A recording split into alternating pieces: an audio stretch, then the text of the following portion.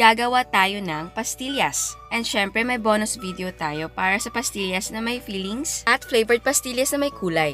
Para sa basic ingredients natin, meron tayong skimmed milk,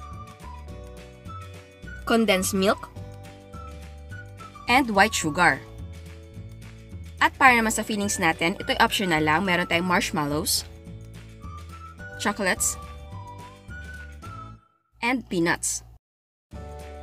At para naman sa flavors, ito'y optional din. Meron tayong Milo, cheese, at meron tayong bukopandan and green food color, Langka flavor and yellow food color, strawberry flavor and red food color, and ube flavor and violet food color.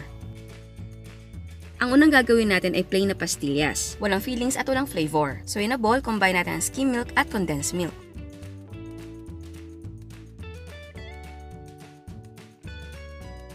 And then mix well.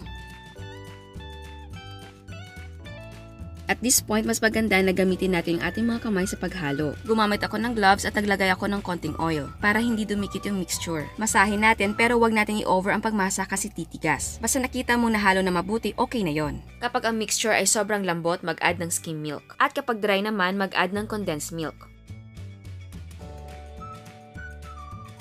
So ayan, tapos na tayo magmasa. Itabi natin sa ating white sugar. At gumamit tayo ng measuring spoon na half teaspoon. At mas maganda kung gagamit tayo ng hand gloves na may oil. Ngayon mag-scoop tayo ng ating pastillas. At bilugin natin.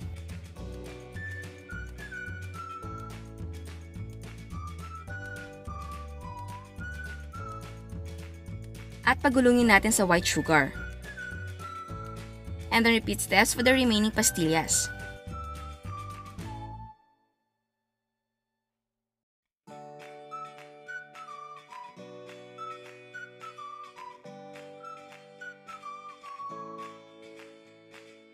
Ngayon naman, gawin natin ang ating pastimallows. Mag-form tayo ng ball. Tapos, i-flatten natin. And then, lagyan natin ng marshmallow. At i-wrap natin ng pastillas.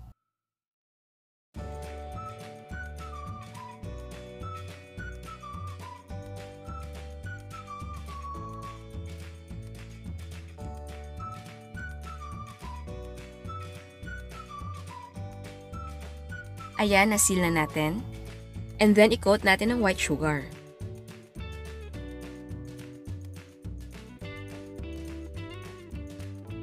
Para naman sa pastillas with chocolate filling, mag-form tayo ng maliit na ball.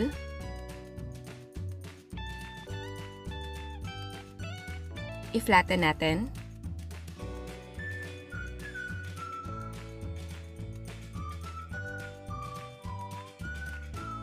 At lagyan natin ng palaman na chocolate. And then i-wrap natin.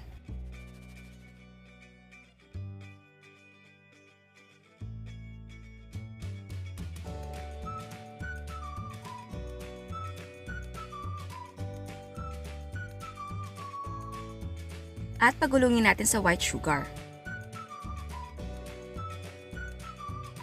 And same procedure for the peanut filling.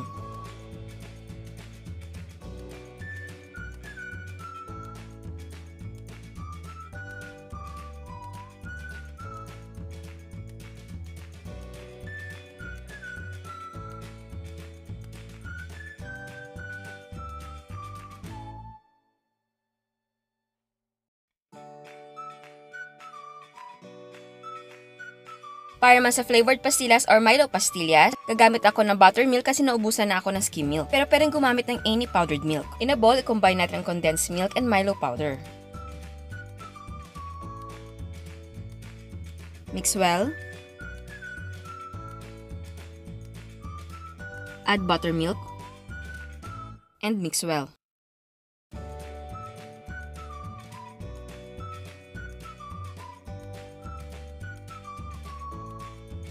Para man sa Milo Pastillas natin, dinagdagan ko ng Milo powder ang ating white sugar. Ngayon naman, mag-form tayo ng maliit na ball.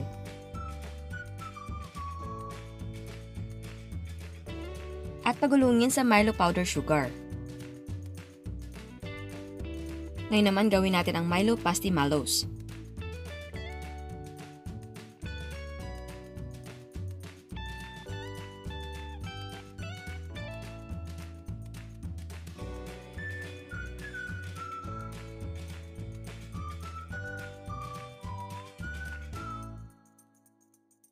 At pwede rin ang Milo Pastillas with chocolate filling.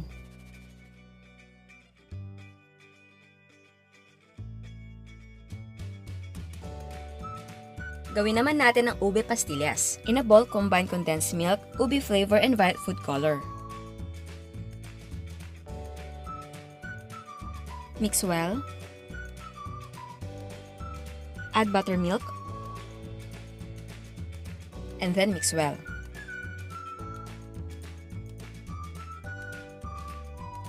Form a small ball.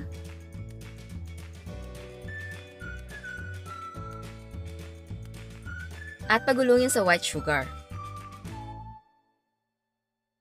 And of course, pwedeng gumawa ng ube pastimallows.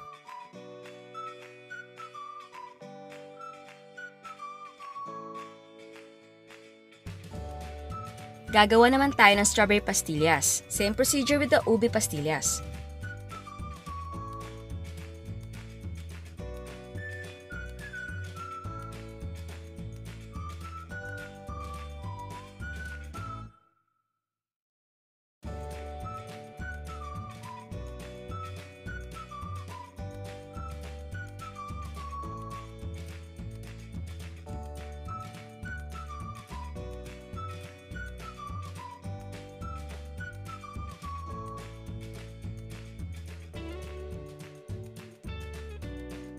Ito naman ang Langka Pastillas.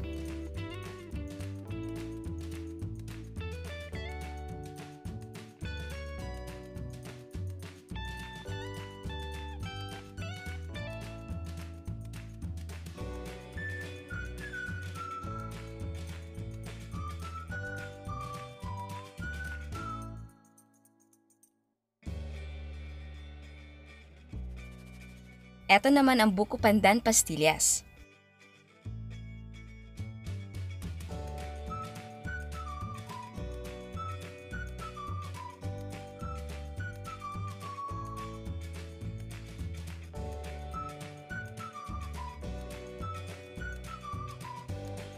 At pwedeng gumawa ng combination ng plain pastillas and bukopandan pastillas.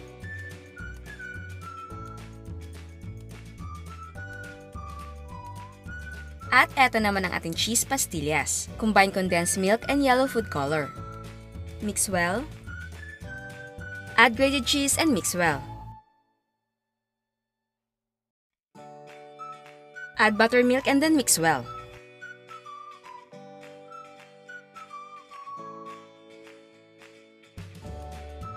Form into small balls. At pagulungin sa white sugar. Ito na ang ating mga yummy at makukulay na pastillas. At bago tayo mag-taste test, sa hindi pa nakasubscribe, please subscribe sa ating YouTube channel. And please click the notification bell para ma-notify ka sa mga bagong uploads. So ngayon titikman na natin. Unahin natin yung plain na pastillas.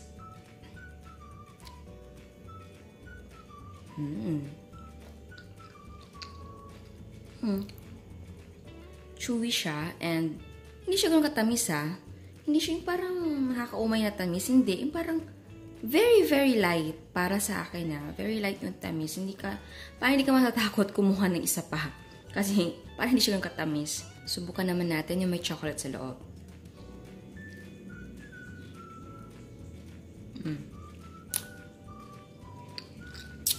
Yan. Mas may additional lasa. Kasi nga may chocolate. Okay siya ha. Next naman yung pastimallow. Yan yung marshmallow. Mas naging medyo matamis siya dahil sa marshmallow. Titikman natin ang ating ube pastillas. Di ba ang gamit natin sa ating ube pastillas and lahat ng flavored na pastillas natin ay buttermilk? Alam nyo, mas malinamnam siya kasi yung buttermilk kasing lasa niya ang Bear Brand. Oo. Mas yummy siya. So, sunod, yung ating strawberry flavor. It's like milk and strawberry yung lasa niya. So, yung ating bukopandan.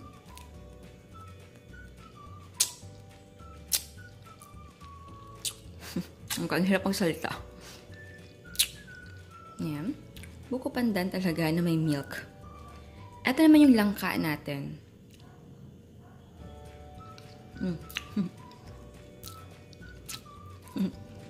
Para siyang naalala ko yung langka shake. Parang ganun. Yung Milo naman natin.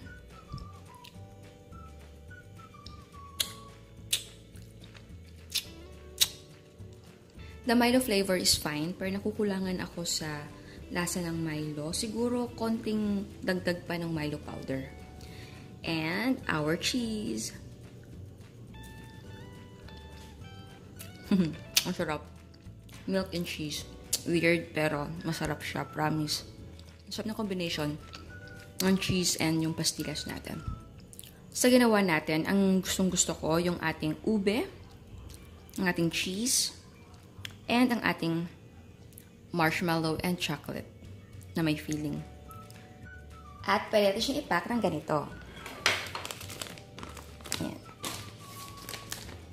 Ayan. Ayan. At eto naman ang mga prices ng ating mga sangkap. And again, pwedeng gumamit ng ibang brands. And instead of using skim milk, pwedeng gumamit ng buttermilk or any powdered milk. Sa plain pastillas natin, ang nagawa natin ay 120 pieces. Ang cost per yield ay 33 cents. Pwede mong ibenta ng 1 peso ang isang piraso ng plain pastillas. Again, ang selling price ay magdidepende kung magkano ang presyo ng sangkap sa inyo. At meron tayong another dose of inspiration. Ito ang mga leche flan ni Miss Huyua.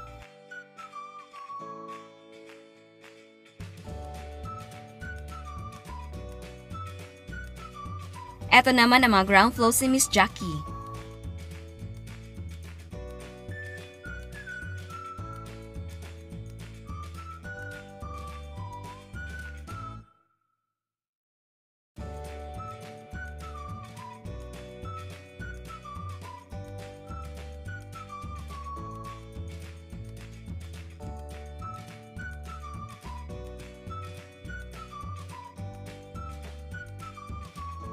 Ito naman ang mga cakes ni Miss Jeanette.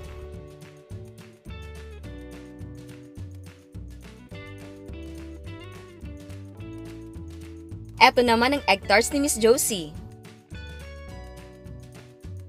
Leche flan. Taho. At ground floats.